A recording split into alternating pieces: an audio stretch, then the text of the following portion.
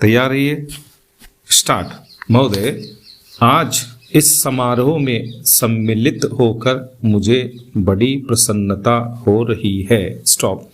जब से मैं आपके नगर में पहुंचा हूं, आपने जिस प्रेम और उत्साह के साथ मेरा स्वागत किया है, उसके लिए मैं आपको धन्यवाद देता हूं। स्टॉप। मैं जानता हूं कि यह स्वागत किसी व्यक्ति विशेष के लिए नहीं, बल्कि यह देश के प्रति आपके प्रेम का प्रमाण है। स्टॉप।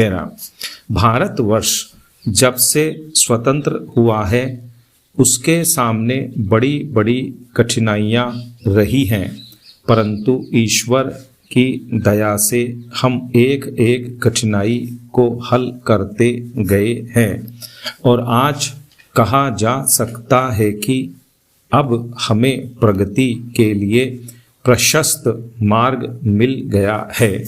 यदि हम चाहें और देश के लिए आपस में मिलजुल कर साहस तथा उत्साह के साथ काम करें, तो संसार में ऐसी कोई चीज नहीं जो इस देश के लिए दुर्लभ हो। इसलिए एक ऐसे दिन का मनाना जिस दिन देश की उन्नति के लिए एक बहुत बड़ा कदम उठाया गया था, स्वाभाविक ही है। अंग्रेजों के साथ जिस समय स्वराज्य के लिए समझौता हुआ, उस समय उन्होंने और सब चीजों के साथ साथ एक काम और किया, जिसका परिणाम कुछ भयंकर हो सकता था। स्टॉप।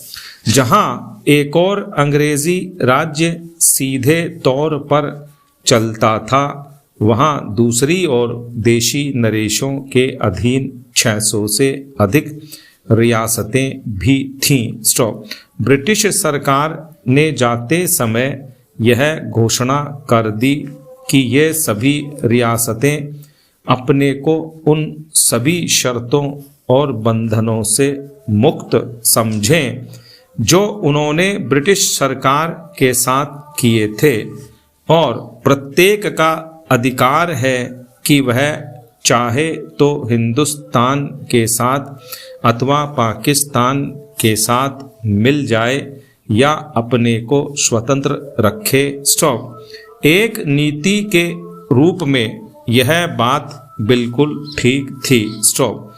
परंतु यदि हमारे देशी नरेशों के हृदय में भी वह देश प्रेम नहीं होता जो उन्होंने दिखलाया, तो संभव था कि एक भारतवर्ष के बदले आज भारतवर्ष के कई टुकड़े हुए होते। स्टॉप। यह समस्या देश के एक भाग में अब तक तय नहीं हो पाई है और वह भाग कश्मीर का है। स्टॉप। उसके लिए हम अभी भी चिंतित हैं। स्टॉप।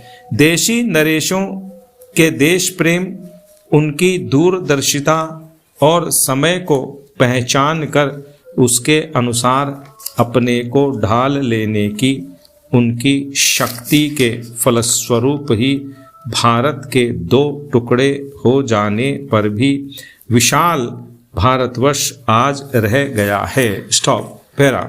महोदय, वह उस भारतवर्ष से कहीं अधिक बड़ा है जो कभी किसी भी ऐतिहासिक काल में या उसके पहले किसी एक छत्र शासन के अधीन रहा हो। स्टॉप।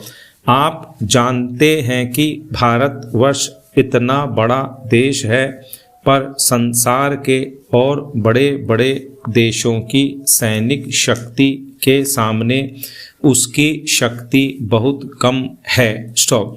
इंग्लैंड, अमेरिका और रूस की सैनिक शक्ति के सामने हमारी शक्ति बहुत कम है। स्टॉप। ऐसी स्थिति में हमारे सामने प्रश्न यह है कि क्या हम किसी के सामने झुक जाएं, किसी के साथ मिल जाएं, या अपने को तटस्थ और स्वतंत्र रखें। स्टॉप।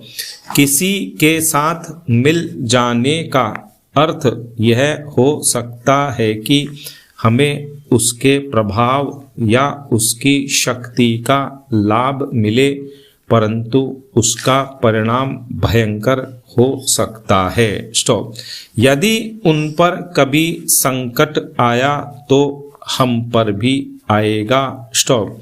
यदि हम अलग रहते हैं तो हम अपने पैरों पर खड़े होकर अपनी शक्ति से बहुत कुछ कर सकते हैं। स्टॉप। हमारे प्रधानमंत्री ने इसी नीति को अपनाया है और यद्यपि आरंभ में हमारे अपने देश में ही बहुत से लोगों ने इसको नहीं समझा था, पसंद नहीं किया, परंतु आज हम देख रहे हैं कि उसका परिणाम क्या हो रहा है। स्टॉप। हमारे प्रधानमंत्री ने इस बात की घोषणा कर दी कि हम किसी भी दूसरे देश के साथ गठबंधन नहीं चाहते और हम स्वतंत्र रहकर अपना कामकाज अलग चलाएंगे। स्टॉप। हमारे बहुतेरे लोगों ने यह समझा कि यदि हम किसी बलशाली देश से मिलें तो और कुछ नहीं तो कम से कम आर्थिक सहायता तो मिलेगी।